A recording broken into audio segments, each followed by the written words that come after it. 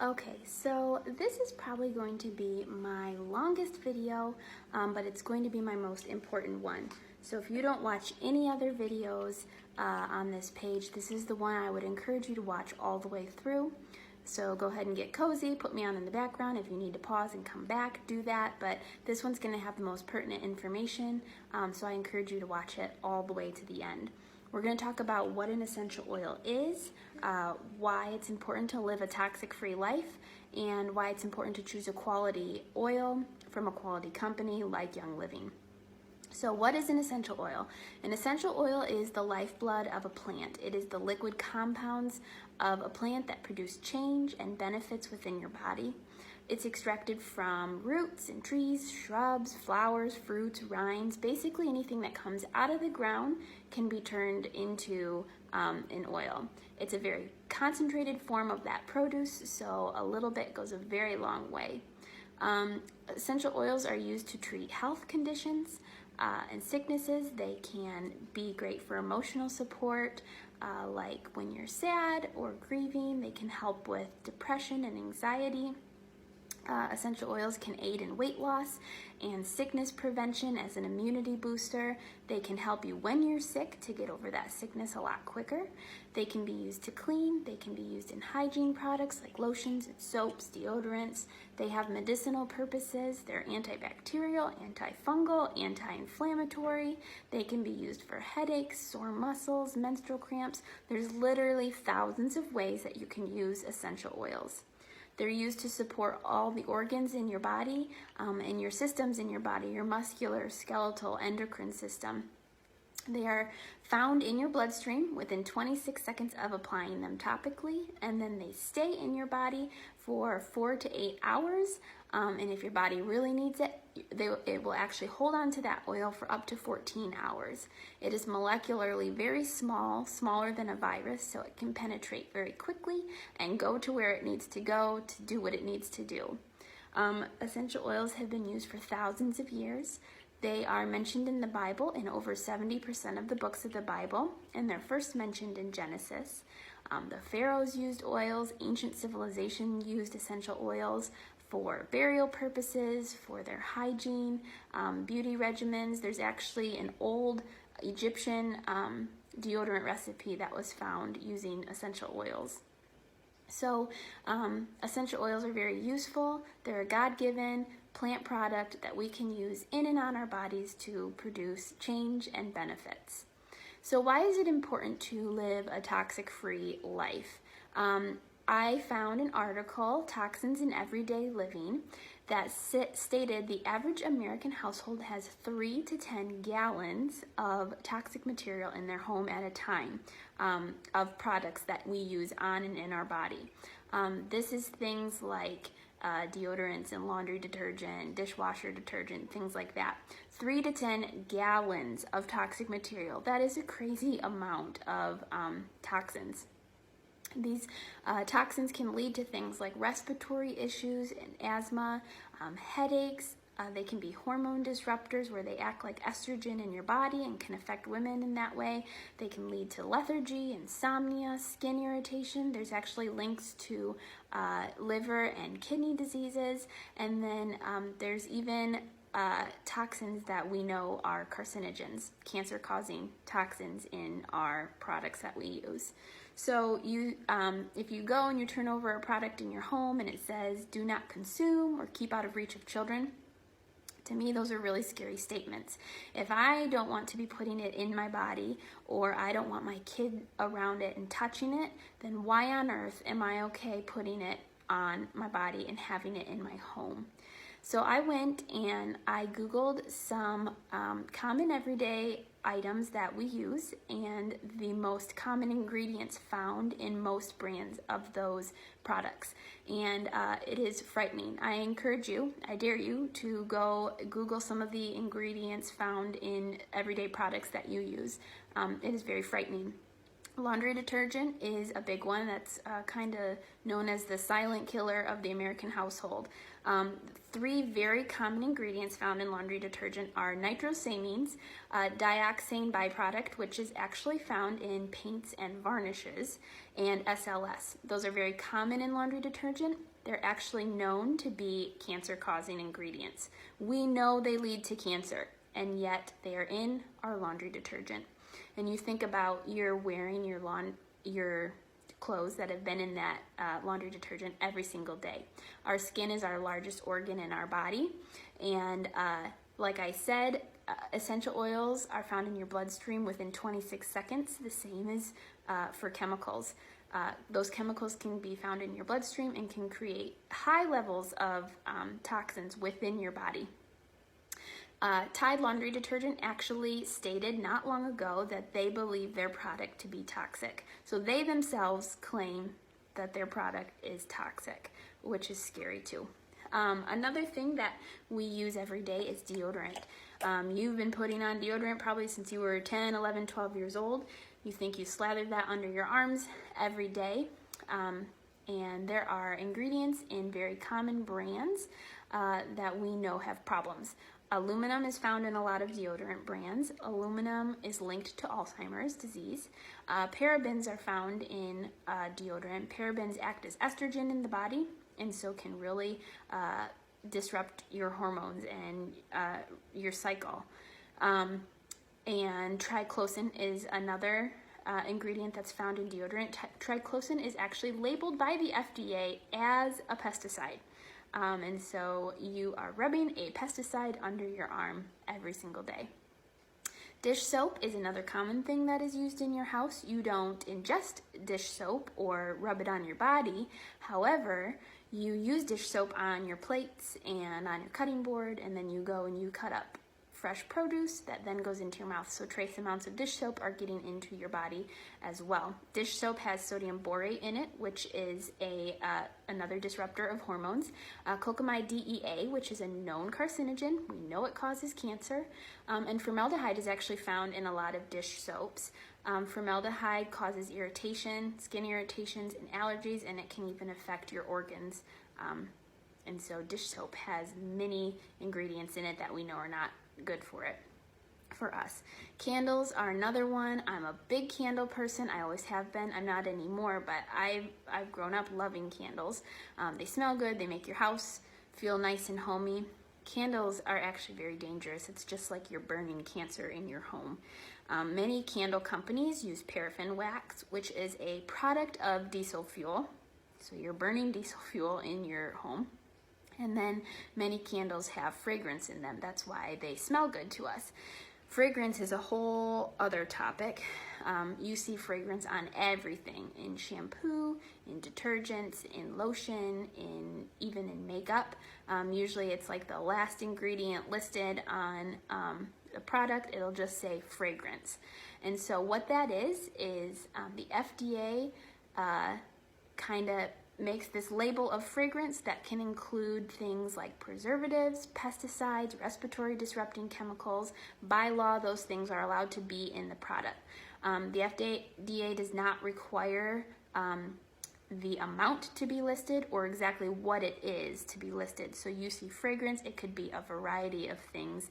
The FDA says that fragrance can be a natural and synthetic chemical to create a smell. It does not have to state that it causes irritation or that it causes allergies. So you really don't know what it is that fragrance is. So why is this important to me? Well, it starts with my story of infertility. When Michael and I first got married, I was diagnosed with PCOS and then later diagnosed with endometriosis, which basically means I do not have a regular cycle and I do not ovulate on my own. So we knew that conceiving was going to be very difficult. And so we started trying almost right away.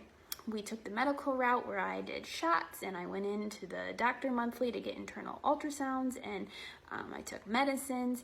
The medical route did not work for us.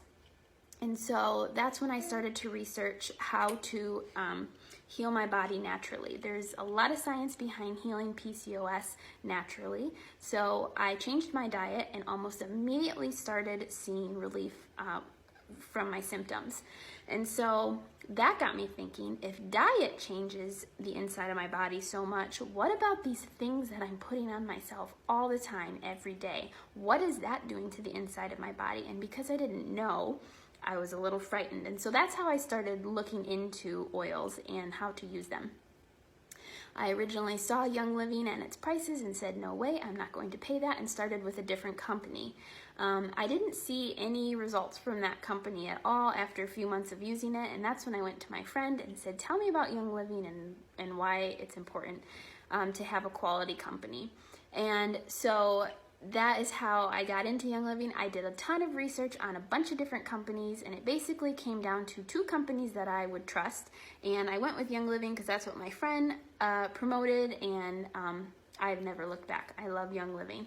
And so it's important to know there is no governing body for aromatherapy. The only type of regulation is that the FDA says only 10% of what is in the bottle has to be that product in order to be called 100% pure essential oil. So you go to Walmart, you see a bottle that says pure lavender, and that's the only ingredient listed. Well, only 10% of that bottle has to be lavender to have that label.